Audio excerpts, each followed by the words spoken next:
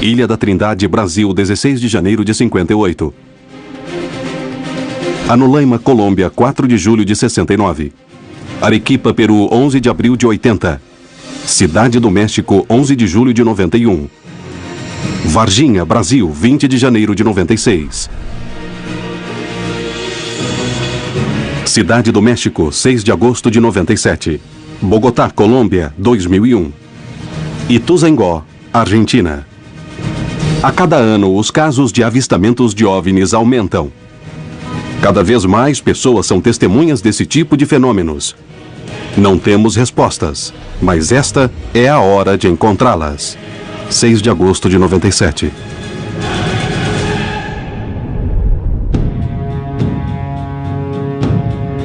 Eu vi um objeto voador não identificado. Não tinha motores, não tinha nada externo como meio de propulsão. Fomos visitados por extraterrestres? Nós não estamos sozinhos no universo. É iminente o encontro com os irmãos mais velhos. Não temos nenhuma evidência de seres inteligentes em outros mundos. As pessoas podem dizer, é um OVNI alienígena ou não é, pertence ao Comando Espacial Americano. Os relatos se sucedem e os resultados não são publicados. É o momento de recorrer aos casos mais impressionantes da história ufológica da América Latina e descobrir o que realmente acontece sobre nossos céus. A resposta está para ser revelada.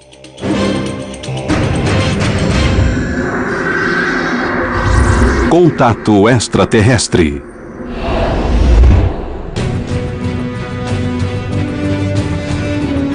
O fenômeno extraterrestre pode ser real?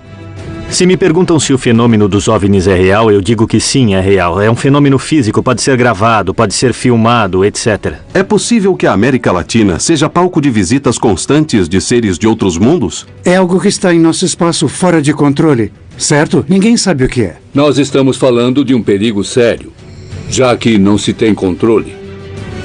Quais são os segredos que se ocultam por trás do fenômeno dos OVNIs? Buscamos uma resposta na história dos avistamentos mais famosos da América Latina. Esta é a hora de percorrer o caminho, recolhendo indícios de todo o continente. Buscando coincidências e analisando os casos. Este é o momento de armar um quebra-cabeças que nunca foi posto sobre a mesa. É a hora de conhecer a verdade sobre o que ocorre nos céus da América Latina. Podem existir respostas no passado. Os primeiros povos do continente conviviam com seres de outros mundos? O mundo andino e sua visão mítica, sua visão religiosa, é uma visão que permite definir que existe uma ponte de união, de vínculo entre esse mundo terreno, o mundo do aqui, do agora, com o mundo cósmico.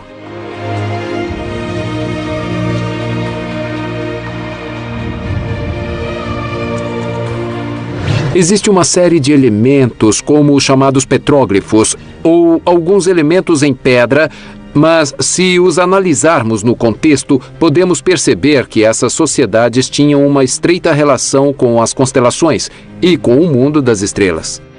Existem indícios que se repetem em todo o continente. Poderiam ser a verdade? Ou não sabemos lê-los?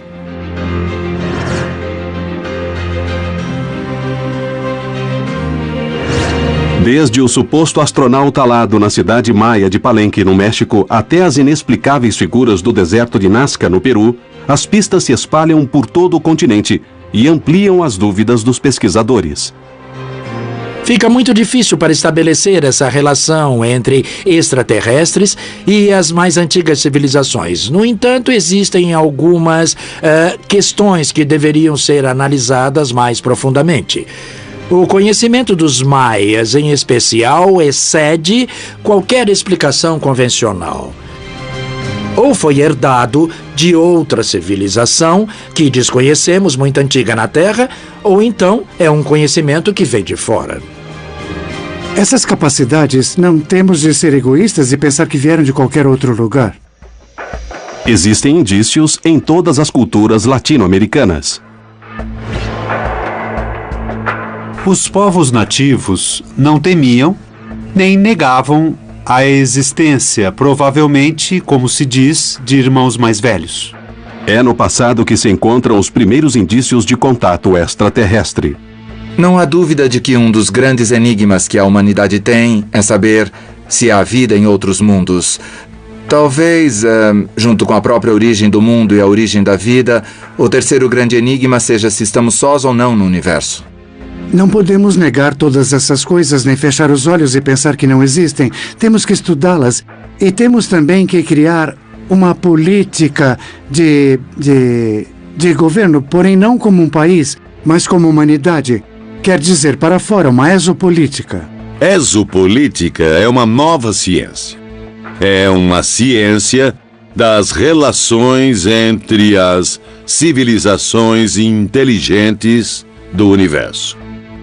Todas as interações que tivemos com outras civilizações, e há documentos de que existem múltiplas civilizações visitando a Terra agora. Todos nós somos afetados pela exopolítica.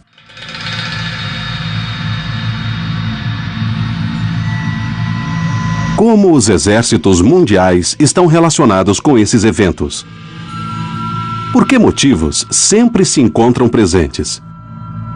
Poderia se tratar de um suposto roubo de tecnologia extraterrestre? É possível que seja uma tecnologia pertencente a uma potência estrangeira que a use a seu favor e contra as demais. A opção 2 é que seja uma tecnologia não local, que tenha sido capturada igualmente por uma potência estrangeira. E a terceira opção é que seja tecnologia não local e usada por alguém sem nenhum controle sobre nós, e que possivelmente nem sequer seja deste planeta. Ex-agentes, pesquisadores e pessoas que parecem dispor de informações importantes falam sobre isso a quem queira escutá-los. Será que isso pode ser verdade? Isso poderia ser ou de naves que foram recuperadas depois de quedas, de naves extraterrestres, ou poderia vir de tecnologias que foram recebidas de civilizações extraterrestres com as quais tenhamos acordos. Nas décadas de 50 e 60, aconteceram casos documentados na América Latina em que os próprios governos divulgaram informações sobre avistamentos de OVNIs. Foi a partir da década de 50 que os casos começaram a ser investigados e catalogados.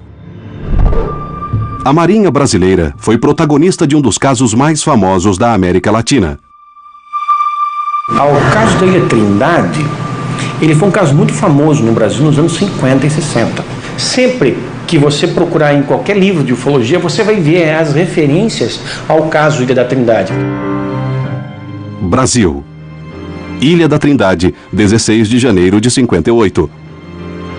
Pouco depois do meio-dia, o navio oceanográfico da Marinha Brasileira Almirante Saldanha se encontrava diante da ilha.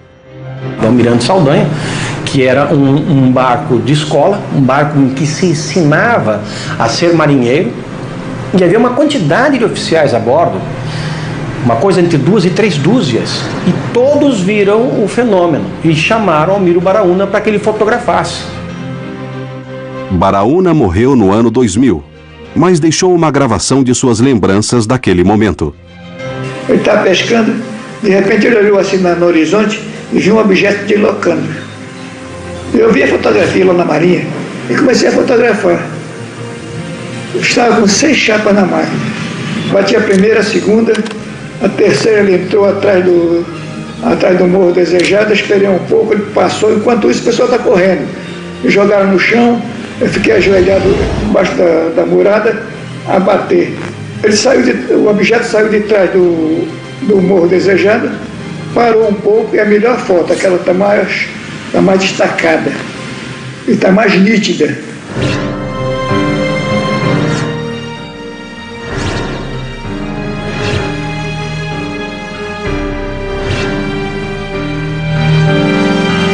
As fotos foram reveladas no próprio navio, sob a supervisão do comandante.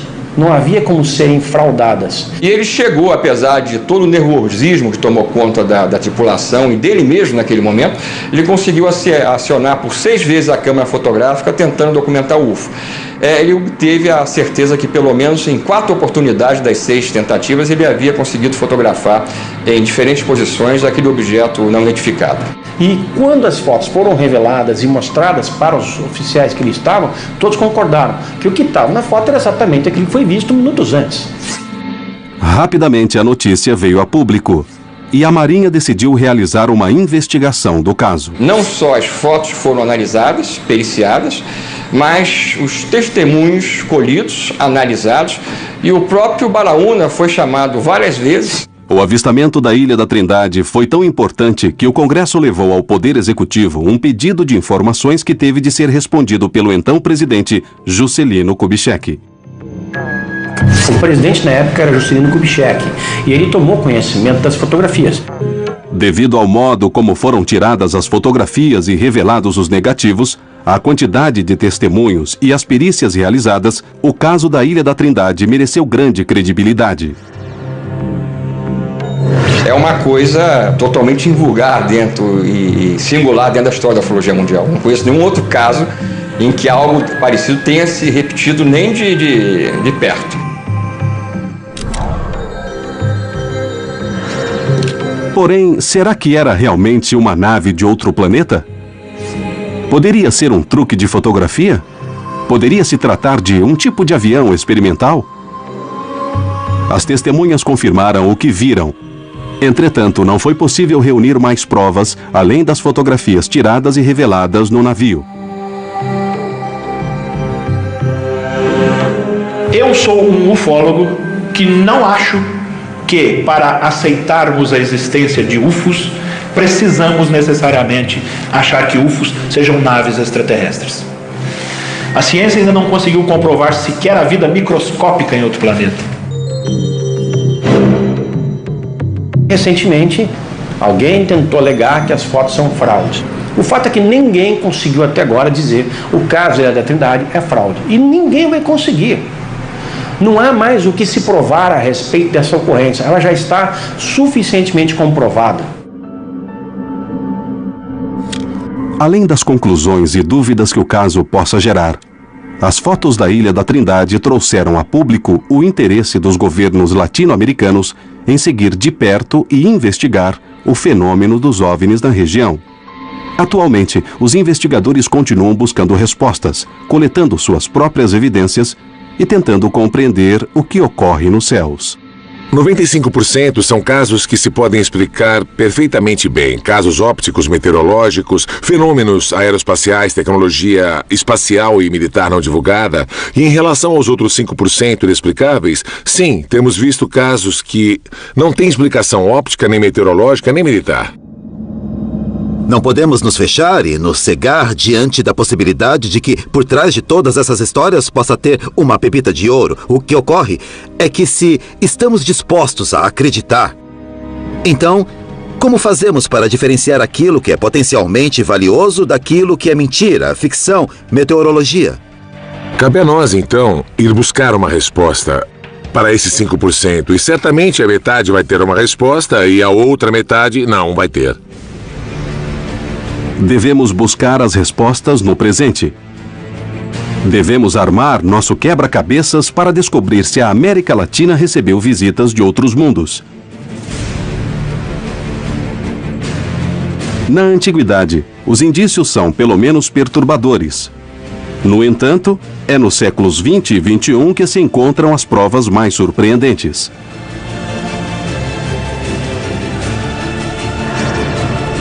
Devemos analisar o que ocorreu em nosso continente para achar as respostas sobre o contato extraterrestre na América Latina.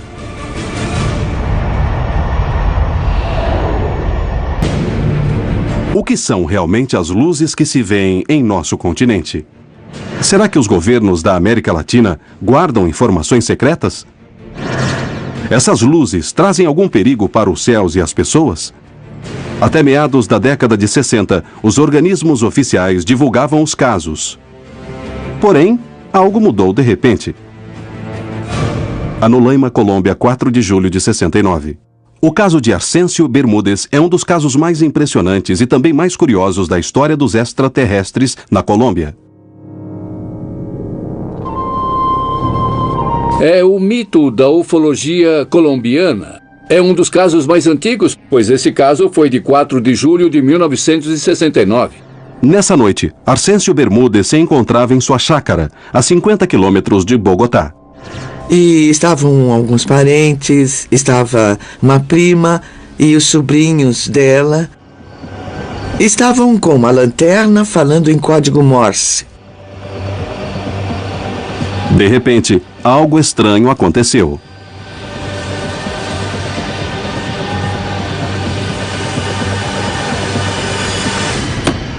Entraram correndo. Ai, meu Deus, é um OVNI que vem para cá. Mas ninguém acreditou neles, até que, finalmente, a sala de jantar foi iluminada e então todos se assustaram e se levantaram e viram um OVNI ali parado, no ar, perto do morro. Enquanto todos observavam, Arcêncio decidiu investigar o que ocorria. Ficou bem embaixo do objeto e foi iluminado por sua luz. Quando estava a poucos metros dele, o objeto se foi, desapareceu. Ele voltou com uma dor terrível no peito e congelando de frio.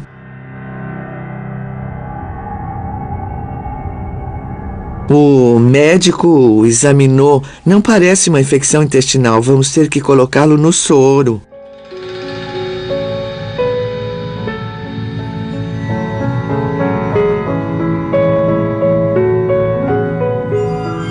Estava completamente desidratado. E havia como que água em volta do coração que quase não se sentia. O pulso estava fraco e o termômetro não marcava nada.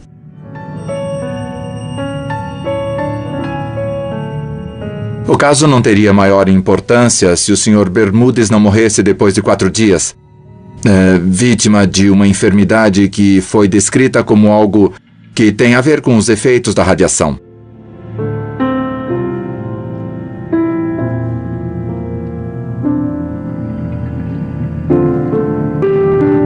Arcêncio Bermúdez morreu sem que se pudesse fazer nada.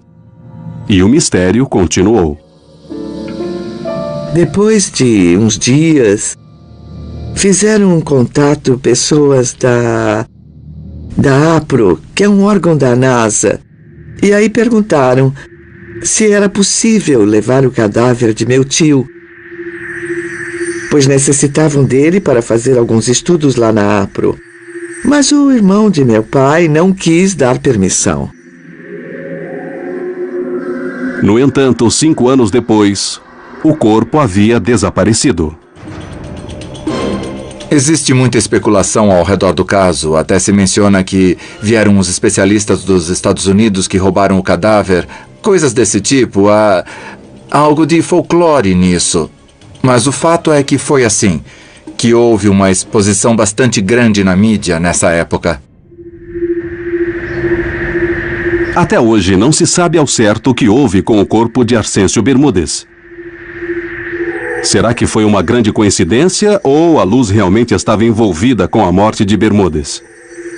Poderia ser algum tipo de teste radioativo?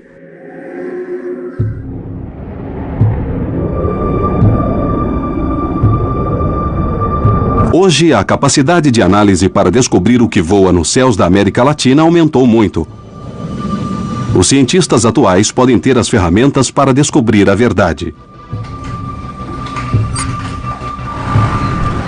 Existem muitos caçadores que, nas diversas cidades do continente, olham para os céus para obter provas e buscar respostas.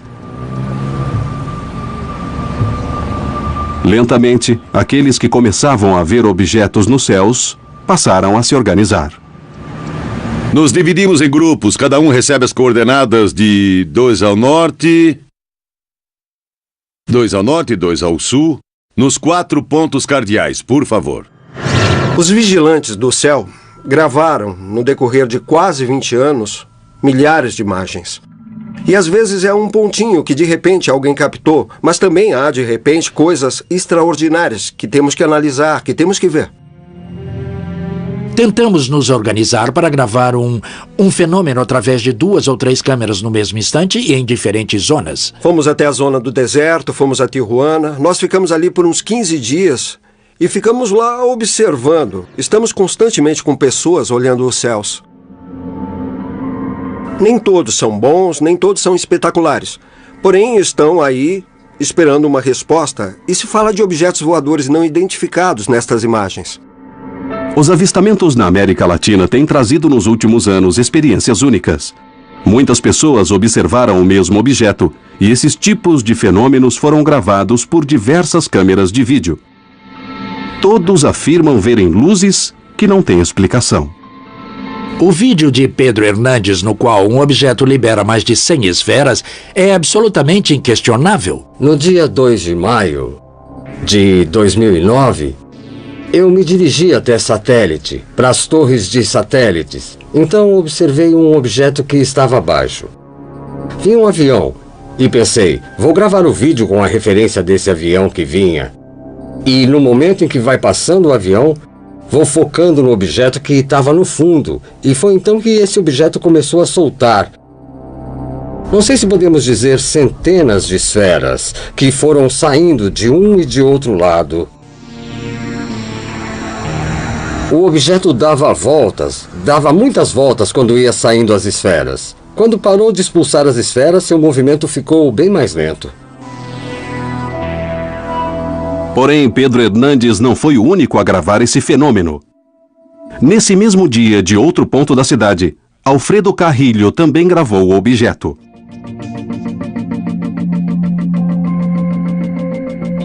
Eu estava praticando e gravando a entrada dos aviões que passam pelo corredor de São Mateu. E quando estava gravando um avião KLM que vinha da Holanda, eu percebi a existência de um objeto escuro que estava pairando. Esse objeto começou a expulsar esferas para os 2 lados. E depois os objetos sumiram. Tentei segui-los, mas como nesse dia o sol estava na frente, não consegui continuar filmando. Esse é só um exemplo de objetos que aparecem em cidades e de pessoas em locais diferentes que os veem. Porém, a pergunta continua: o que são eles? O que é esse objeto que libera esferas pequenas? É uma nave extraterrestre? É um experimento militar? Só podemos afirmar que se trata de um OVNI.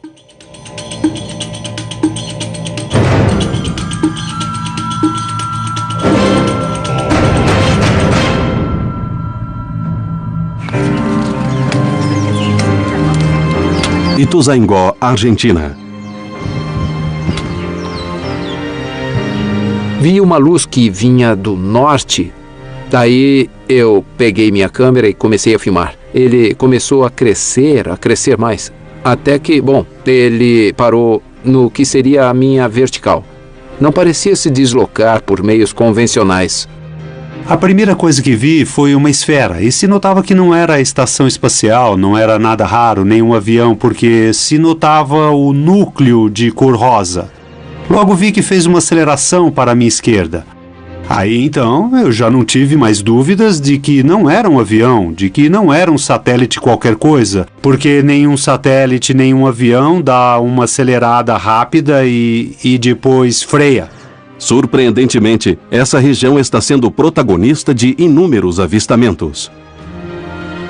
3 esferas de grande tamanho iam se movendo muito devagar. É uma coisa que provoca uma sensação de euforia, medo também pode ser um pouco. E aparecem muitas perguntas na cabeça. O que continuei vendo era uma esfera que se deslocava muito lentamente nos céus, que tinha um comportamento anômalo no sentido de que começava a pulsar e desaparecia. A imprensa e os pesquisadores perguntam o que está ocorrendo. A questão é: do que se trata isso? Serão naves terrestres? Serão naves extraterrestres? São naves? Se trata de portais interdimensionais? Há toda uma variedade de teorias e de possibilidades que não faltam.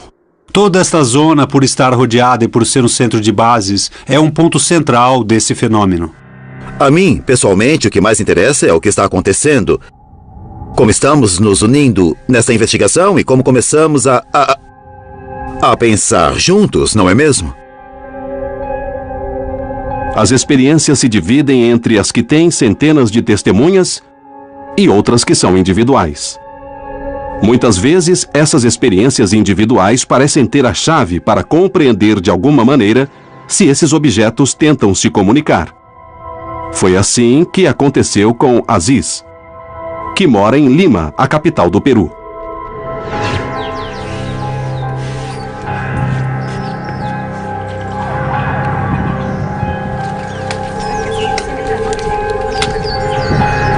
Às vezes sinto o impulso de sair depressa e eles aparecem, ou então às vezes eu estou ali e eles simplesmente aparecem. Eles começaram a permitir que eu passe a filmá-los. Finalmente eles me pediram que começasse a divulgar as informações. Tenho mais de 20 horas de filmagens de contatos. Na Ilha da Trindade, as provas estiveram visíveis. Em Anolaima, o caso de Bermudes não teve uma explicação. Será que realmente roubaram seu corpo? Por que ele morreu? Não se tem respostas. Porém, nos anos seguintes, outros casos continuaram a expor provas surpreendentes e sem explicação.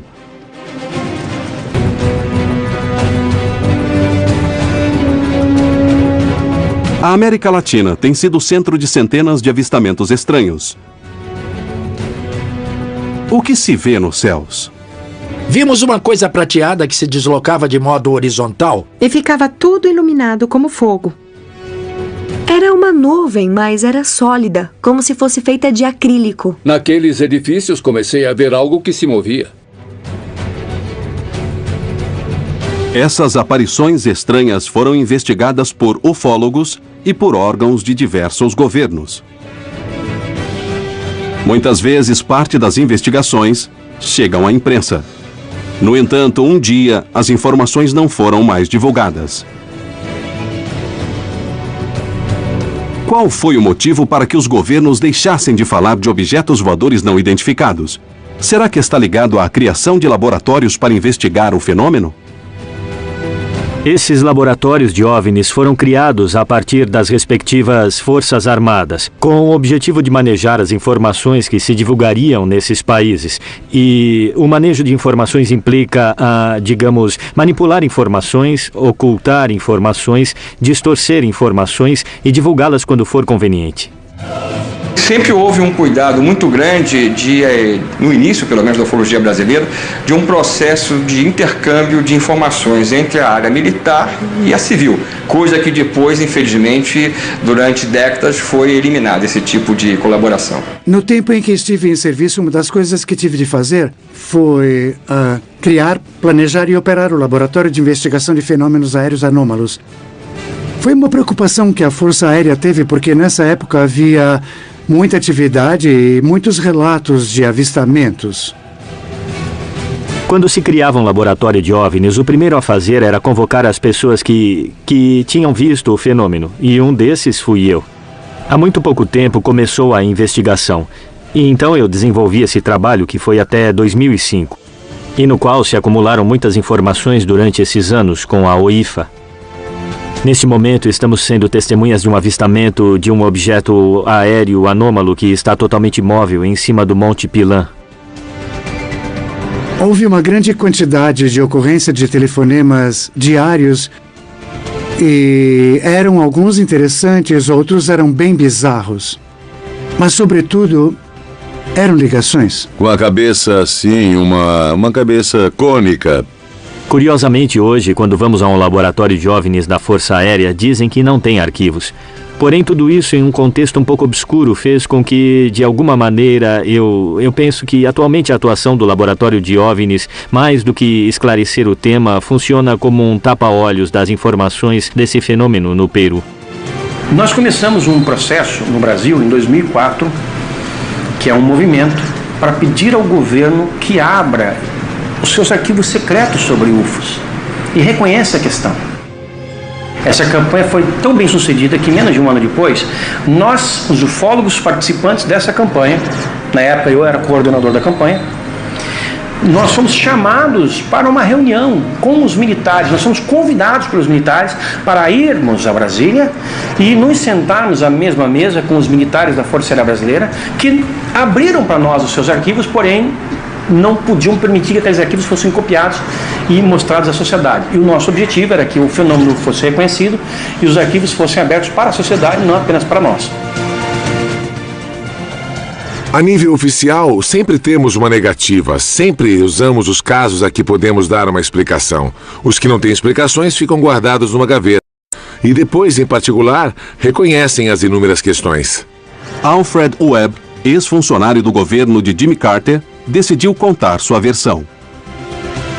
Quando eu era um futurologista no Instituto de Pesquisas de Stanford, foi proposto um estudo de comunicações extraterrestres pela administração de Jimmy Carter. Esse seria o primeiro estudo científico civil da comunicação extraterrestre na história americana. Infelizmente, o Departamento de Defesa norte-americano interveio e então interrompeu o estudo, e nós acreditamos que essa intervenção ocorreu porque nosso estudo teria descoberto relações e programas secretos que o Departamento de Defesa norte-americano tinha com diversas civilizações extraterrestres inteligentes. Na década de 80, houve uma grande mudança nos avistamentos de OVNIs. Mas, mesmo assim, alguns deles foram reconhecidos 20 anos depois.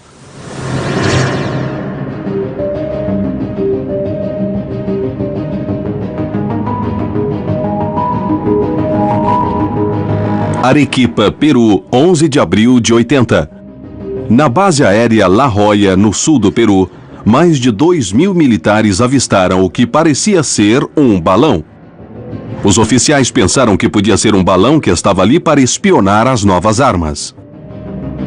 Havia 1.800 testemunhas que estavam atentas à manobra. Estive lá e estiveram 2.000 pessoas também. Nesse dia me encontrava no esquadrão aéreo desde as 4:30 da manhã esperando o trabalho com os militares. E chegou a ordem de comando para derrubar um balão que estava no final do campo e que brilhava um pouco com o reflexo do sol.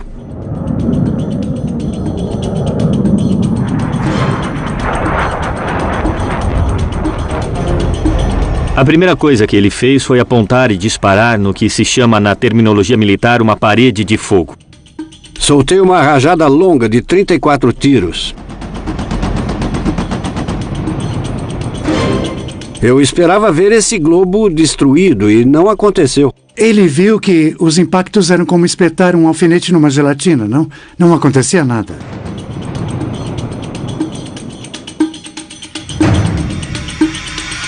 Ele estava estático, mas iniciou um movimento, subindo com velocidade. Como eu estava com boa velocidade em descida, o que fiz foi conectar a pós-combustão de meu avião e comecei a segui-lo. Inicialmente o objeto estava a 600 metros de altura e chegou a 11.000 metros. Eu o persegui a 900 km por hora. Não podia alcançá-lo, mas ele também não se afastava mais. O objeto fez uma coisa que viola a lei da física. Parou de repente. Me esquivei, voltei a tomar posição de pontaria e quando estava ainda chegando na distância de disparo dos canhões, cerca de 200 metros, o objeto que estava parado fez uma subida repentina de uns 1.000 metros e meu avião ficou sem possibilidade de disparar. Ele me evitou.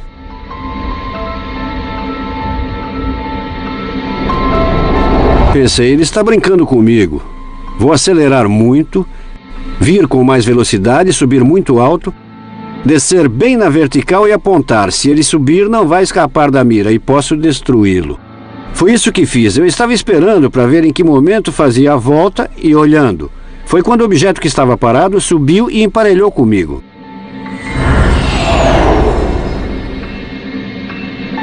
Aí acendeu minha luz indicadora de baixo nível de combustível, porque havia estado todos esses minutos com a pós-combustão ligada e consumindo muito combustível. Então já não me mantive a 900 metros para disparar, mas me aproximei a uma distância de 100 metros. Aí tive uma surpresa ao observá-lo detidamente. Vi que realmente era como um balão atmosférico, porém toda a parte da cúpula era achatada. Este é o desenho que Santa Maria fez depois de olhar o objeto. Então informei a torre de controle. Estou voltando por causa de combustível. Que venha outro avião, porque isto está interessante. O que houve com o balão? Não é um balão, é qualquer coisa menos um balão, não é? Eles conversaram e me disseram, continua com seu regresso, porque não operamos na altura em que estava e não vai sair outro avião. Santa Maria não saiu mais, e o objeto esteve toda a manhã em cima da base aérea de La Jolla. O que poucas pessoas sabem é que, no dia seguinte, à noite, o objeto regressou e passou como se estivesse em casa por todas as instalações da base aérea. E depois, se foi. Depois do evento, a Força Aérea pediu a todas as testemunhas que guardassem segredo absoluto sobre o episódio. Nos disseram que o objeto não iria se aproximar da base. Conseguimos afastá-lo, não aconteceu nada. Não foi violada nenhuma informação, então ficaremos em silêncio. Existe, de acordo com o testemunho de Santa Maria, uma ordem expressa de calar-se. E logo foi liberado com o propósito de fundar o Departamento de OVNIs da Força Aérea. Então, em primeiro lugar, é preciso evidenciar que existe uma política de silêncio. Mas em 2002 me pediram que começasse a falar para contribuir com a difusão do fenômeno OVNI. E comecei a falar livremente o que eu queria. Quando seu nível hierárquico é mais elevado, a possibilidade de falar é menor. Temos recebido relatos completos de oficiais que talvez antes da criação do departamento teriam medo de falar. Para quem trabalha nos céus, um fenômeno OVNI pode ser uma ameaça. Os controladores aéreos e os pilotos têm uma preocupação constante. O Serviço de Controle de Tráfego Aéreo tem como finalidade estabelecer a agilidade das operações aeronáuticas, a vigilância de que elas aconteçam dentro de parâmetros seguros. Meu trabalho é precisamente observar, e é quando se começa a pensar e se dar conta de que o fenômeno é tremendamente perigoso. A preocupação principal é a possibilidade de que essas atividades ponham em perigo as operações aéreas em geral e, sobretudo, a soberania, não? Um avião sempre vai se comportar como um avião. O fenômeno não se comporta igual. Vira muito rápido. Simplesmente não existem aviões que voem de ré. E então, se juntarmos tudo isso e pusermos na aviação, em que existe muito tráfego e a separação das aeronaves é de 30 segundos... nós estamos falando de um perigo sério. Um país tem de ser dono de tudo o que tem. E, assim como há um limite marítimo, há um limite no espaço também. Estamos falando que se no âmbito geral não é bem aceito, não é reconhecido, então nos deixa vulneráveis no âmbito profissional. Os casos na América Latina provocam interrogações. Algo estranho acontece, mas o que será? Diante da suspeita de um satélite espião, a Força Aérea Peruana deu ordens de atacar, mas as armas foram inúteis. Quem nos observa? Por quê? Em todo o continente, pessoas armadas com filmadoras começaram uma caçada de imagens. Como vai? Tá tudo bem? Cada um recebe as coordenadas de... Paranoia? Busca de respostas e provas? 2 ao norte e 2 ao sul. O que começaram a buscar? O que acharam? Porém, a chegada de centenas de casos trouxe um novo desafio. Como diferenciar os vídeos que realmente tinham imagens valiosas para a investigação de OVNIs?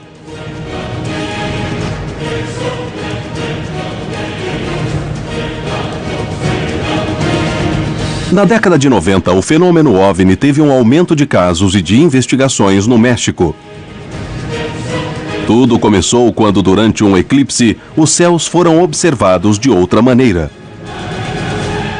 Em 11 de julho de 1991, ocorreu um eclipse da série Saros, no México. Foi um eclipse de 6 minutos e 54 segundos. Foi um dos mais longos e nós tínhamos uma informação de que havia uma profecia dos maias que foi escrita no Código Dresner e onde se dizia que nesse dia voltariam os senhores das estrelas. Nesse dia, olhavam para os céus observando o eclipse, quando alguns objetos começaram a aparecer. Foi a partir desse eclipse que começaram a ocorrer uma grande quantidade de avistamentos e surgiu interesse no México em acompanhá-los e saber o que era que estava sobrevoando as grandes cidades. Desde o eclipse solar de 1991 tivemos um grande impulso. Nos demos conta de que havia um grupo, uma nova geração de jovens e todos estavam impressionados com aquilo que estávamos vendo. Cada vez mais pessoas levantavam suas filmadoras para os céus em busca de provas para os vídeos extraterrestres. Depois do eclipse, um fato natural reforçaria o interesse dos mexicanos por olhar os céus. 21 de dezembro de 94. A 55 quilômetros da cidade do México situa-se o vulcão Popocatépetl. Esse é o vulcão em atividade mais próximo da capital do país, o que o converte em um dos mais perigosos do planeta.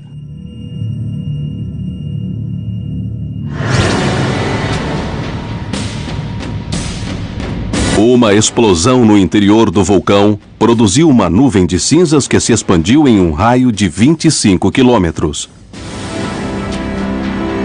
Mas havia mais do que cinzas, fumaça e lava em sua cratera.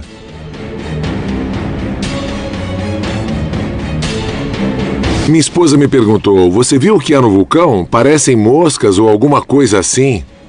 Bom, depois disso a gente começou a gravar e gravamos muitas coisas que não sabíamos o que realmente eram, porque nós vimos as coisas na câmera e pareciam objetos voadores, inclusive uns muito grandes, e daí em diante eu me propus a investigar isso. As câmeras fotográficas e filmadoras apontaram para as fumarolas e ali encontraram uma grande surpresa.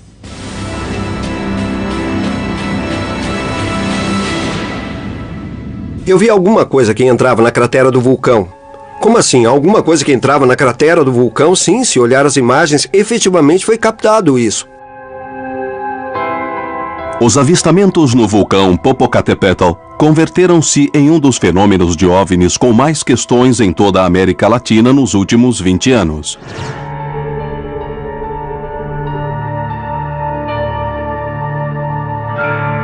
O entusiasmo também trouxe muitos erros e muitos vídeos que eram perfeitamente explicáveis, mas que foram interpretados como OVNIs. Dentro da óptica, existem diversos fenômenos nos quais é normal que as pessoas não conheçam. Uma das situações mais gravadas refere-se aos avistamentos maciços em que uma grande quantidade de objetos cruza os céus. O investigador Anthony Choi tem uma teoria. Ele crê que, muitas vezes, tratam-se de balões. Perguntamos se havia a possibilidade de que um balão de hélio pudesse ser visto durante muito tempo. Ele pode chegar até 2.000 metros sem estourar. Um balão poderia ser confundido com um objeto voador não identificado?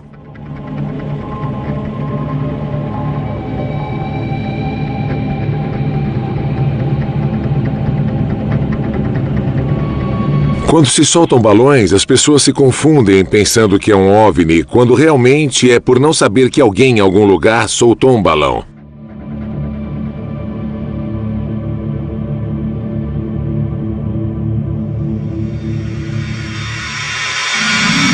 Olhar para os céus é um passo importante. No entanto, saber discernir os fenômenos que acontecem é fundamental para determinar qual objeto está sendo observado. Geralmente confundem muito o brilho bastante excepcional dos planetas quando estão no horizonte. Centelhas, meteoritos e cometas e também satélites.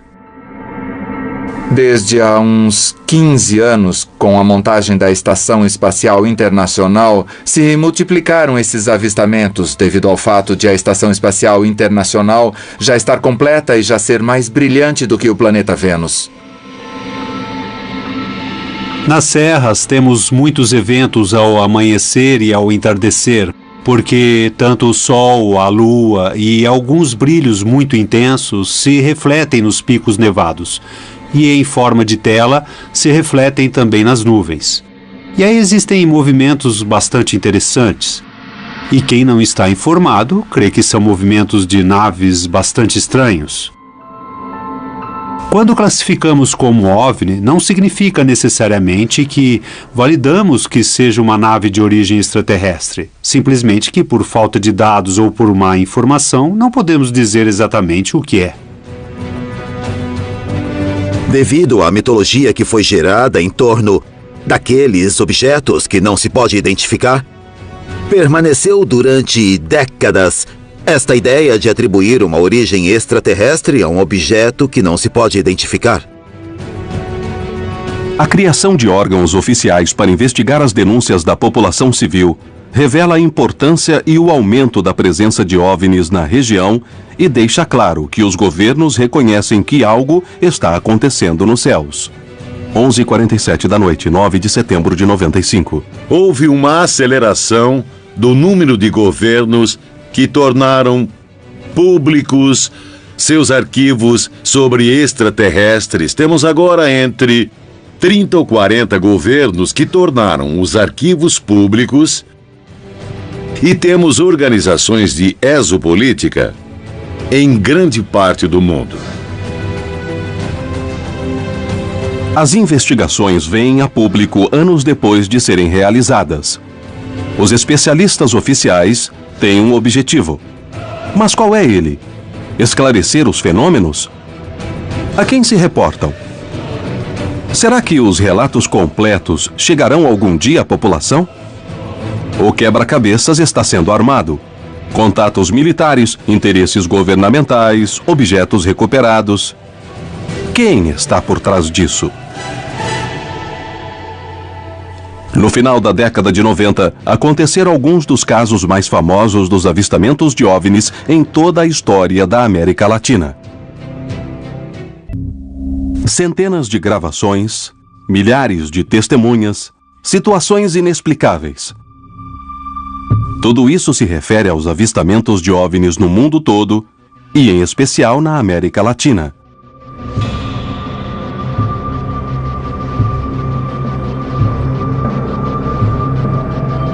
O fenômeno existe, não se pode negar, pode-se filmar, é histórico e está registrado. Estão acontecendo cada vez mais avistamentos na região. Centenas de testemunhas veem e gravam os mesmos fenômenos em diferentes lugares, confirmando que se trata de uma realidade que está em nossos céus. O sigilo dificilmente é evitado pelos investigadores, especialmente quando diferentes órgãos começam a atuar. Quanto maior é o caso, maior é o esforço das pessoas em detratá-lo. Quanto mais impactantes, mais as pessoas se esforçam para derrubar. Embora na década de 90 os civis levantassem as câmeras para os céus para caçar luzes e objetos, ocorreu um caso no estado brasileiro de Minas Gerais que deixou um sabor estranho na história dos avistamentos no continente. Para alguns, tratou-se do caso mais importante da história. Para outros, foi um exagero. Mas existe uma terceira posição. O caso Varginha segue sendo o segredo militar mais bem guardado do Brasil. 20 de janeiro de 96, cidade de Varginha, Minas Gerais, Brasil. Varginha era, até esse momento, uma cidade tranquila, pequena, e seus habitantes conheciam o fenômeno dos OVNIs como em qualquer outra região do planeta. Mas, a partir desse dia, tudo mudaria para sempre. Sem dúvida nenhuma, um dos mais bem documentados e pelo maior número de pessoas que já participou de uma única investigação ufológica em todo o mundo. O sul de Minas Gerais é considerado, no mundo, uma das regiões de maior índice de aparições. No entanto, são relatos, são registros que precisam ser bem estudados, passarem por uma filtragem, para que saibamos se realmente são fenômenos ainda não explicados ou fenômenos naturais e artificiais conhecidos. Tudo começou quando 3 jovens caminhavam de volta para suas casas. Era umas 4 e pouco, mais ou menos. Aí a gente descendo por um caminho, eu fiquei meio com medo de descer naquele caminho. Aí aconteceu da gente, né, avistar lá uma coisa estranha, que eu não sei o que era.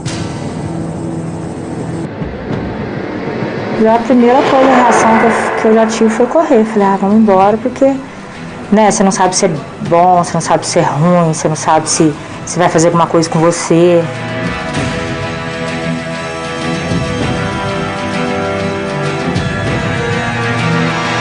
Mas a reação dele não tinha como descrever. Se estava calmo, se estava nervoso, se queria avançar, se queria agredir, nada disso.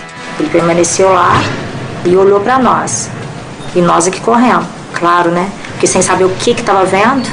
A coisa estava viva, porque o ser voltou para ela, dirigindo o olhar e a cabeça. Elas, já vendo essa coisa de uma distância inferior, se assustaram profundamente, entraram em pânico e saíram correndo. As 3 fugiram depressa do lugar. A partir desse momento, a notícia correu rapidamente por toda a cidade. Foi divulgado na cidade que 3 garotas haviam avistado uma criatura, para elas desconhecida. O que eu vi é que é marrom, dos olhos vermelhos, a pele oleosa, estava agachado, mas não chegou naquilo que eu vi. Elas não estavam muito ligadas em assuntos de ufologia ou de extraterrestres. Falaram que era algo ruim, algo que relacionaram ao demônio, em razão da religiosidade delas e da cultura delas. A história das garotas seria só o começo de um caso muito mais complexo.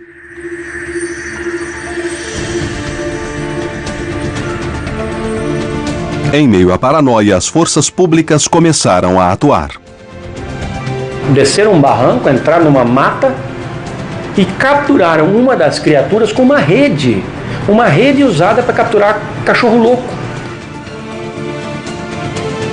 Depois, na parte da tarde, às 6 da tarde, também consta da história que 2 policiais haviam feito uma segunda captura, que um desses corpos havia passado pelos 2 hospitais da cidade e depois, na manhã seguinte, transferidos para o exército em Três Corações.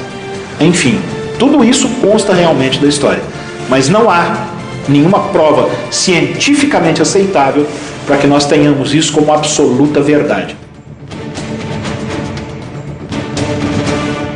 Um deles, chamado Marco Lixerese, sentado no banco do passageiro, quase atropelou uma criatura que nós supomos que seja a segunda, a observada pelas meninas, atravessando uma rua. Freia-se o carro, Marco Lixerese sai do carro, entra no mato, captura a criatura com as suas próprias mãos, sem usar luva, sem nenhum tipo de proteção. Ele não tinha sido avisado, ninguém tinha sido avisado da periculosidade que poderia haver nisso. Coloca a criatura no seu colo e dirige para o hospital, que fica no centro de Varginha. Marco Lixerese faleceu cerca de 3 semanas depois de infecção generalizada de septicemia.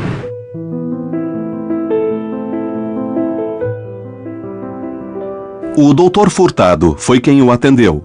Ele nos diz como foi esse momento. Um paciente que estava com febre muito alta, com faces de sofrimento, por dor nas costas, e igual qualquer pessoa que está com uma infecção. Os médicos do hospital tentaram salvá-lo.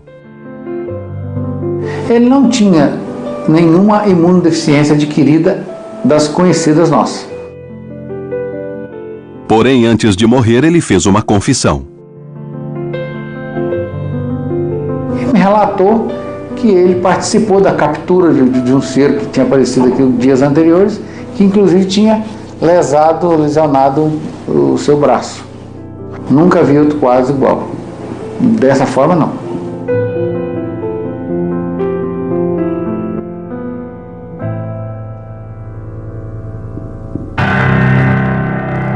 Acredita-se que nesse dia foram capturadas 3 criaturas em Varginha. Nunca mais se soube delas. Alguns vizinhos afirmam ter testemunhado movimentações estranhas durante esses dias. Na segunda-feira, que a gente ficou sabendo, eu estava indo rumo a Fernão Dias e lá eu avistei 3 caminhões de comboio, né, do Exército de Três Corações. As forças militares negaram o incidente desde o primeiro momento. Esse militar descreveu de maneira detalhada das manobras aparentemente ligadas ao acobertamento, que foram feitas para dissimular, na verdade, que no final das contas envolvia um contato com uma criatura morta, de origem não terrestre. O que realmente aconteceu em Varginha? Afirmar hoje em dia que criaturas foram capturadas pelo Corpo de Bombeiros, pela Polícia Militar e pelo Exército, como consta da história do caso, eu não posso mais fazer esta afirmação enquanto não tiver provas para serem exibidas. Tempos depois, o próprio Exército fez uma declaração pública com uma possível explicação. A conclusão deles de que elas teriam avistado apenas um rapaz da cidade que nasceu com alguns problemas de ordem orgânica e psíquica. Isso é uma conclusão de um dos setores. Houve uma pressão tão forte sobre os militares que, finalmente, na semana seguinte, foi liberado o atestado de óbito do rapaz. Todas as explicações dadas pelos militares eram explicações fugazes. Não restou dúvida de que havia algo extremamente sério sendo acobertado. O caso de Varginha ainda permanece sem explicação. As versões oficiais negam o que afirmam as testemunhas, que mesmo com o passar do tempo, continuam a manter sua versão, sem contradições, como no primeiro dia. Dizer o que realmente foi com segurança é muito difícil, quase impossível. Foram os ufólogos que acabaram por transformar o caso Varginha em algo relacionado às crenças de que seres extraterrestres poderiam ter aparecido aqui e elas teriam avistado. O caso Varginha segue sendo o segredo militar mais bem guardado do Brasil, porque não há nada comparável ao que se passou em Minas Gerais.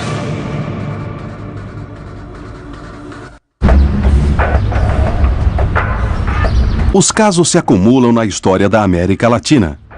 É necessário ter uma explicação. Pouco a pouco, os fatos se desenrolam e se arma o quebra-cabeças dos casos mais impactantes e reveladores. Apenas um ano depois dos eventos ocorridos em Varginha, surgiu uma nova prova. Desta vez, no México.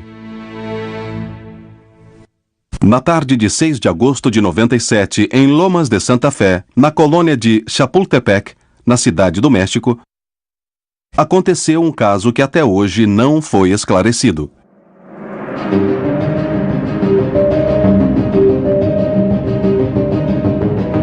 Chegou um vídeo com uma carta anônima, com um nome, porém, falso. Um vídeo que, no primeiro momento, eu pensei que não fosse verdadeiro. Porém, ao assistir o vídeo, o jornalista decidiu investigá-lo.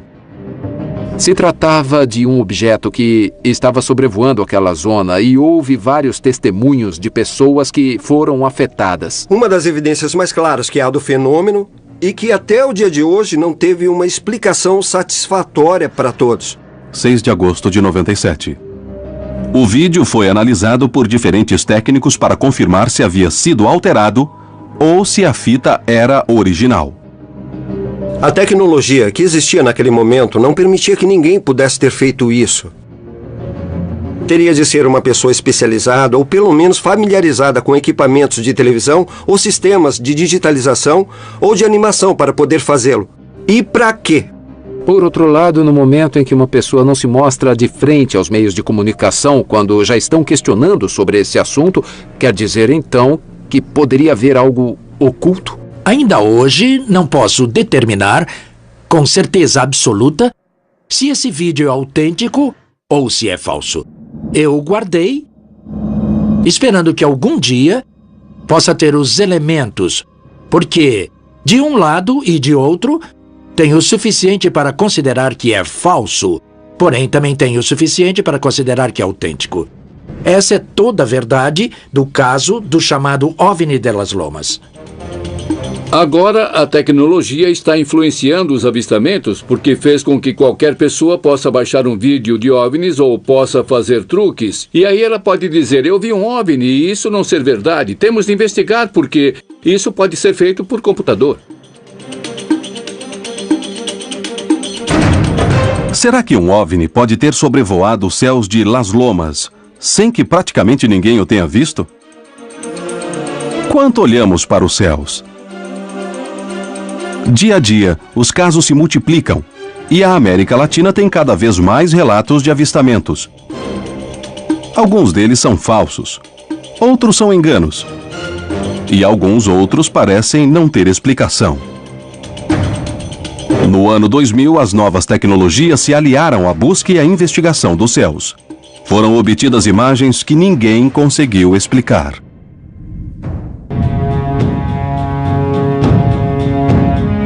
O fenômeno dos OVNIs é real? O que são as luzes e os objetos que voam sobre a América Latina? Na história do continente, centenas de casos documentados mostram um caminho. Mas, no entanto, até hoje não existem provas conclusivas sobre a procedência dessas luzes. Devido à escassez de recursos no passado, as dúvidas persistiram. Porém, atualmente, graças aos métodos de gravação, será que poderemos descobrir a verdade? É possível que estejamos cada vez mais próximos. No México, em 2004, um caso deixou os militares sem palavras, e eles solicitaram aos investigadores de OVNIs que o analisassem. O caso foi um escândalo, e até hoje não surgiu uma explicação definitiva.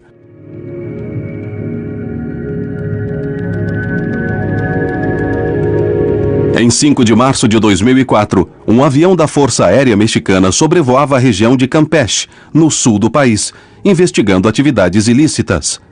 Para essa tarefa, faziam gravações com câmeras infravermelhas.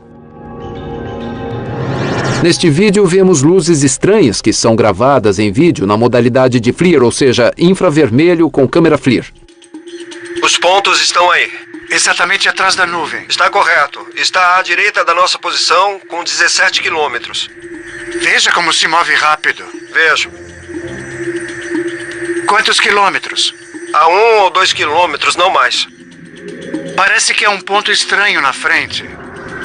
Sim, há um pontinho na frente. Onde está? Sumiu nas nuvens. Agora há outros. É mesmo, há outros. E vão a uma velocidade alta. São 2, 3, 4, 5, 6, 7, 8 na tela. Por que não se viu o objeto? Diante da surpresa, La Sedena, Secretaria de Defesa Nacional, decidiu entregar o material a Jaime Maussan para que o investigasse. Me disseram, em uma de nossas operações pudemos gravar algo que não sabemos o que é e queremos que você investigue. Fiquei sabendo que os que fizeram a gravação não tinham visto a olho nu esse objeto, ou seja, eles haviam sido capturados apenas pela câmera. O que esperavam que Maussan dissesse? O secretário da Defesa me perguntou o que você acha deste caso e eu respondi, não tenho uma explicação. Penso que são OVNIs porque não são vistos a olho nu, apenas com a câmera.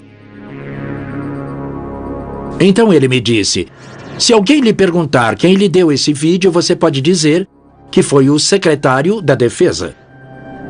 Isso permitiu que eu determinasse a autenticidade do caso apresentá-lo na mídia em nível mundial e fizesse uma grande conferência.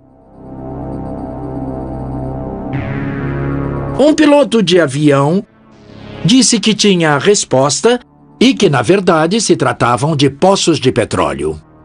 Ele só se esqueceu de 2 pequenos detalhes. As imagens foram captadas a mais de 170 quilômetros de onde se encontram os poços. Segundo ponto, a câmera estava dirigida 2 graus acima do horizonte, e isso torna total e absolutamente impossível que se trate dos chamados poços de petróleo. Mais uma vez, objetos voadores não identificados relacionados com atividades militares. Entretanto, desta vez o caso veio a público. Não importa qual seja o caso, alguém vai surgir com um argumento pseudocientífico, e então a mídia vai perder o interesse e aí vai terminar a investigação de algo que deveria ser muito importante. A ciência para o ufólogo é uma coisa que tem de se adaptar às pretensões do ufólogo, que está documentado com uma câmera e que, à primeira vista, algo que não se pode identificar já passa a ser uma evidência científica, e, na realidade, não é assim. As evidências que são necessárias à ciência para encontrar uma explicação não existem, são deficientes, são pobres, digamos que se encontram inúmeras limitações que nos impedem de fazer ciência. Vemos à frente, no meio e às 8. Temos também pontinhos a uma... O caso não tem explicação, embora as provas estejam à vista. Vemos também às 9. Quantos quilômetros? O progresso nos trouxe um novo parâmetro. As novas tecnologias de controle podem avistar esses objetos com maior facilidade. Podemos estar a um passo de compreender do que se trata esse fenômeno? Porém, além deste tipo de provas, existem casos em que toda uma população observa o mesmo objeto. Graças aos meios de comunicação, hoje é mais simples relatar acontecimentos e conseguir que muitas pessoas possam testemunhar um mesmo fenômeno.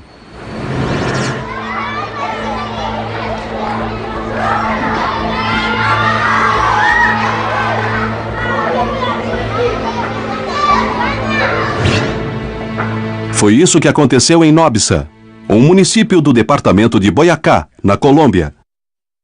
O avistamento de um OVNI não deixou dúvidas entre os vizinhos que foram testemunhas. Marcianos nos céus boiacenses.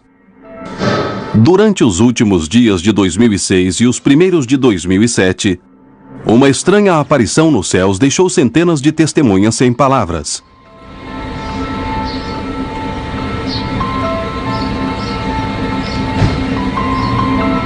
Às 2:30 da tarde, apareceu um elemento muito brilhante, parecia uma estrela. Porém, pelo horário, nós pensamos, o que será isso? E chamou muito a atenção. Uma das testemunhas foi o próprio prefeito da cidade.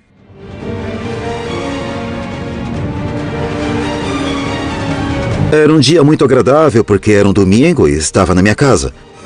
E um amigo me telefonou e me contou que estava vendo nos céus algum objeto estranho.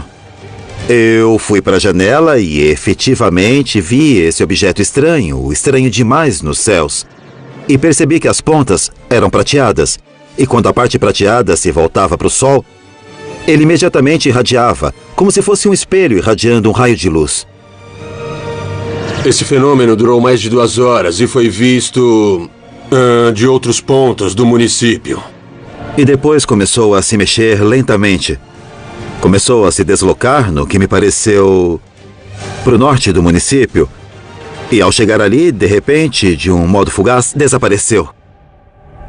Enquanto todos olhavam os céus, algumas pessoas pegaram as filmadoras e as apontaram para lá. A própria prefeitura decidiu iniciar uma investigação para compreender do que se tratava. Telefonaram da prefeitura de Nobsa e o prefeito Ramiro Barragán nos disse que estavam aparecendo objetos no Monte Cruzaranda e todos estavam vendo. Depois de alguns meses de trabalho, saíram as primeiras conclusões. No vídeo, a gente pode ver que não existem truques, é uma coisa absolutamente normal, muito clara, a luz do dia, o deslocamento no céu. Não tem problema, não. Eu não vejo nada que me leve a pensar que alguém modificou ou alterou a estrutura de imagens. As pessoas diziam que era uma sonda, que era um satélite.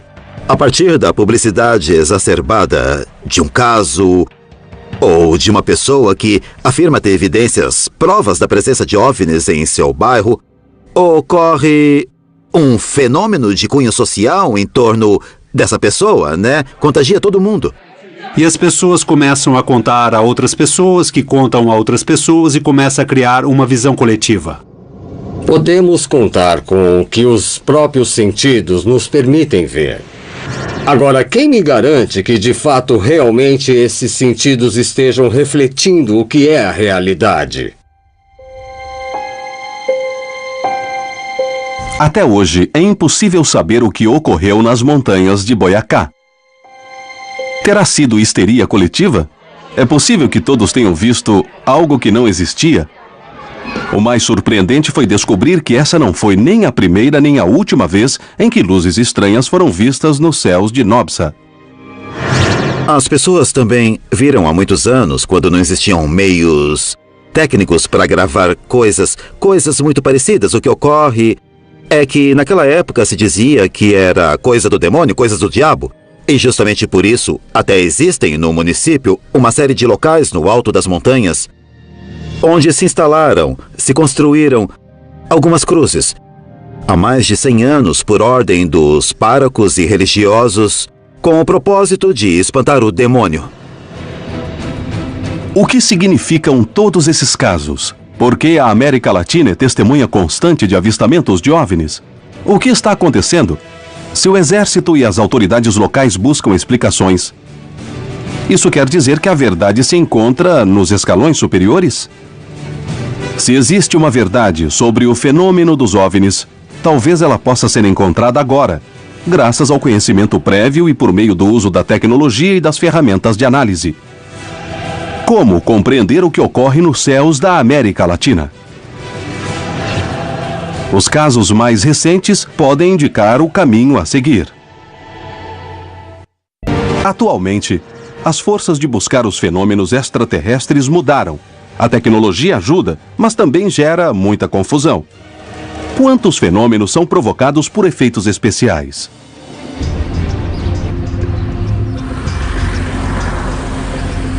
Bom, veja, este é o OVNI mais emblemático, um dos mais emblemáticos dos que vou lhe mostrar. Daniel Prieto, de Bogotá, Colômbia, conseguiu identificar outro possível ponto de confluência em que os OVNIs passam constantemente. O comum na nave é que faz um movimento oscilatório. Esta zona, que eu chamei de Zona Sigma, que compreende a zona úmida de Córdoba, é um local onde fica o que os ufólogos chamam de portal de entrada e saída desses objetos.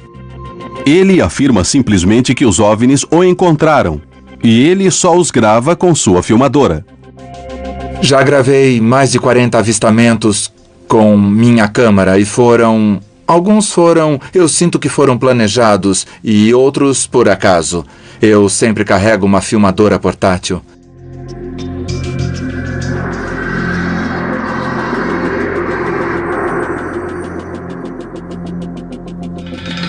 Claro que ficamos muito nervosos com a pressão do momento, mas aqui você o vê levitando. Porém, necessariamente serão extraterrestres?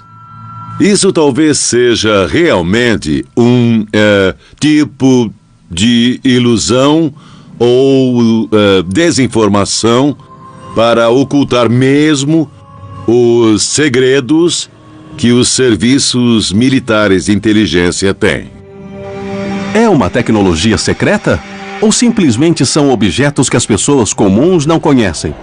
Passou por cima de nós 5 um objeto triangular de cor cinza e todos pudemos vê-lo. E ficamos estupefatos porque o objeto estava passando por cima de nós. Vimos bem claro. Quanto aos triângulos voadores que vemos e que as testemunhas veem, e que foram fotografados. As pessoas podem dizer, isso é alienígena, mas não é. Isso pertence ao Comando Espacial Norte-Americano. Eles podem conter sistemas de propulsão e outros componentes que vêm de componentes extraterrestres que nos foram dados por programas de relação entre humanos e extraterrestres ou pela retroengenharia. Temos tamanha quantidade de satélites dando voltas, orbitando a Terra. Cada um deles tem uma especificação diferente. Há satélites chamados Flares que, por certo, em algum momento do dia, eles tiram fotos. Depois, há satélites russos que funcionam em trio. São 3 satélites que formam um triângulo perfeito. E também são confundidos com um OVNI triangular que esteja circulando pelo espaço. Porém, apesar de toda a vigilância voltada para os céus, muitas vezes é ali que as respostas desaparecem. Desde os primeiros anos da Revolução Espacial, os satélites podem ter sido responsáveis por avistamentos estranhos.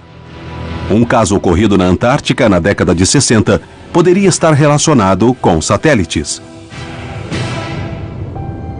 Em 1960, uma sucessão de avistamentos obrigou a Marinha Argentina a iniciar uma investigação minuciosa em busca de respostas. Na Antártica, 3 de julho de 65, um grupo de militares e cientistas argentinos e chilenos estavam realizando pesquisas na Ilha da Decepção. Às 17 horas, viram um objeto que passou rapidamente, durante uns 15 segundos, em uma trajetória parabólica, e relataram isso. Às 19h20, foram fazer a observação meteorológica. Disseram um OVNI, e todo mundo saiu correndo para ver do que se tratava. Então avistaram um objeto que passava e mudava de cor, que se movia, e ali do campo meteorológico da estação, eles puderam ver as evoluções de um objeto que, para alguns, apresentou comportamentos que não se poderiam atribuir a nenhum avião, a nenhum satélite, nem nada parecido. Porém, o que foi que realmente ocorreu nesse dia na Antártica? Na Ilha da Decepção, o que se viu foi um objeto que realmente não obedecia aos comportamentos básicos da aviação. O objeto não pôde ser identificado, mas há muitas testemunhas, entre elas o capitão Perizzi. Era uma pessoa que estava muito ansiosa para olhar e ver e crer. Os militares que assessoravam Perizzi seguiam essa corrente e os civis, ao contrário, eram bem mais céticos. Eles não viam o mesmo que viam os militares. Cada um que estava ali deu a sua própria interpretação. Havia aqueles que estavam convencidos de ter observado um OVNI. Outros sustentavam que isso tinha se tratado da observação de uma estrela fixa e que pelo nervosismo do momento teve um processo de confusão. A Marinha tomou o depoimento de todas as testemunhas. A existência desses formulários sigilosos do Serviço de Inteligência Naval é um sinal claro de que o fenômeno de OVNIs era uma de suas preocupações, mesmo antes dos avistamentos na ilha. O Estado argentino, neste caso a Secretaria da Marinha, emitiu um comunicado oficial reconhecendo a observação de objetos voadores não identificados na Antártica Argentina. O objeto voador no sul. A Marinha, no princípio, teve uma atitude muito aberta em relação ao tema, mas logo depois pediu sigilo em determinado momento, porque a imprensa havia exagerado a situação. Os avistamentos na Antártica se repetiram nos dias seguintes. Se nós os olharmos individualmente, corremos o risco de pensar que é um evento que pode ser explicado, que pode ser banal. Porém, se o vemos em conjunto, percebemos que não pode acontecer tudo isso e tão seguido e nesse mesmo lugar. O que eram essas luzes? Por que estavam sobre a Antártica? O que buscavam? O fato admitido por cientistas e militares abriu um novo caminho nas investigações de OVNIs no sul do continente. Teve vários cientistas que apresentaram uma hipótese de que tinham confundido essas luzes na base naval com um satélite, o satélite Echo 2. Nunca foi possível determinar exatamente o que aconteceu na ilha. Perise e seus homens estavam seguros de terem visto um OVNI. Me disseram, tem alguma coisa lá fora que não é normal. Venham ver. E aí nós testemunhamos as evoluções de um OVNI. Porém, se houve alguma conclusão oficial, ela nunca foi publicada. O caso da Ilha da Decepção é um mistério até hoje. A qualidade das testemunhas e as investigações da Marinha levantaram hipóteses. Poderia ter se tratado de um satélite, mas ninguém conseguiu provar isso. Um achado mais atual poderia alterar a expectativa de contato extraterrestre na América Latina. Existe a possibilidade de que a múmia de Andaualilhas tenha a chave dos contatos extraterrestres. Um corpo mumificado encontrado em 2009 poderia ser a chave para decifrar este enigma. Se chama Waiki porque em Quechua quer dizer irmão. Que segredos guarda a múmia Andaualilhas? Descobri muitas coisas nos distritos Huaros e Andaualilhas. Foi lá que encontrei a tumba que já havia sido violada. O corpo achado nas cercanias de Cusco confundiu os antropólogos. Com 50 centímetros de circunferência, moleira aberta como a de um bebê, dentes de adulto e forma estranha de crânio, ele não se parece com um ser humano. A cronologia não existe entre a fontanela que está aberta e se fecha com 1 ano e a dentição de adulto. O Waiki, à primeira vista, não tem fisionomia humana. Poderia ser um cadáver extraterrestre? A morfologia da múmia se assemelha incrivelmente às descrições que muitos contatados fazem sobre os supostos seres de outros mundos. Nós encontramos um grupo de ufólogos de Oklahoma que descrevem seres extraterrestres do tipo do Waiki. As características coincidem totalmente com o que eles dizem.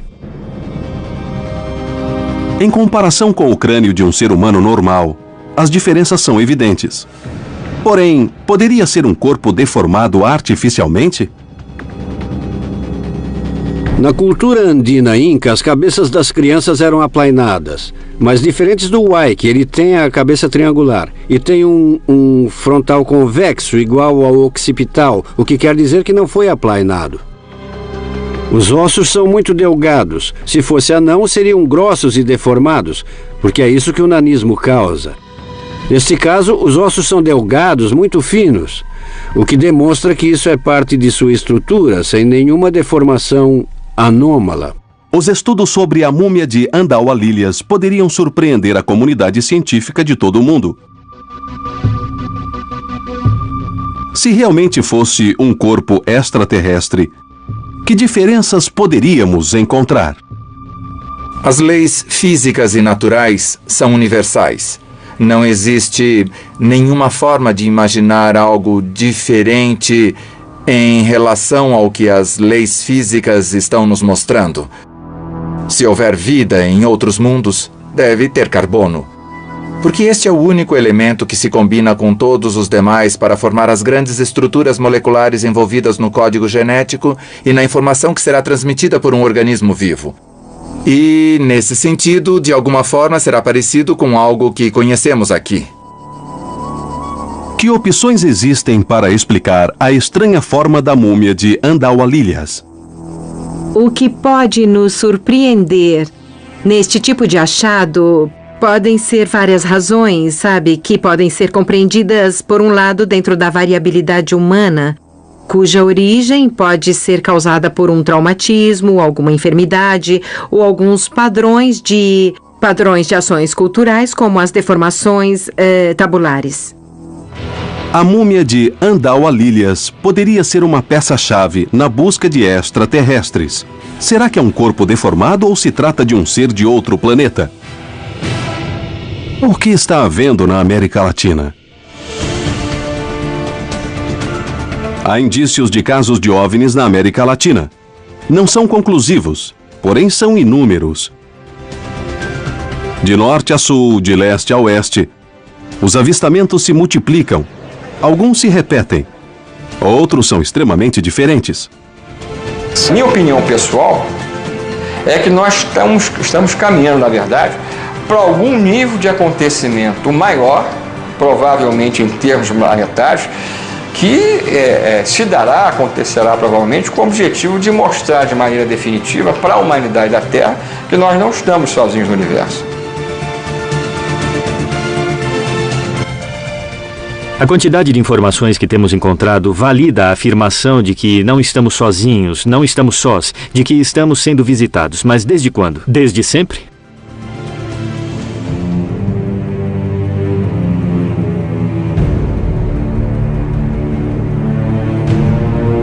O ser humano busca respostas através da fé, visto que ela corresponde integralmente a tudo através da ciência, do conhecimento, do empírico. Me parece que é importante perguntar-se. O que me parece arriscado é, a partir de algo que os nossos sentidos percebem, inventar respostas que me parecem ser intelectualmente muito acrobáticas e muito pessoais.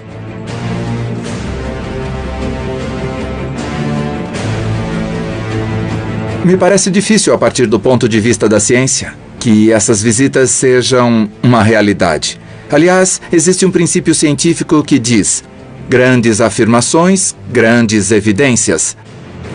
E a afirmação de que estamos sendo visitados por seres de outros mundos em discos voadores é uma grande afirmação.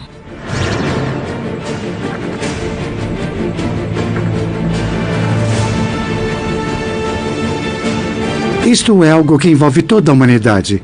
Então, temos de nos preocupar, temos de estar prontos, porque é preciso tomar a decisão de que se existe algo que não é daqui, vamos esperá-lo com braços abertos ou com um fuzil na mão. Ou perguntar aos Incas como foi.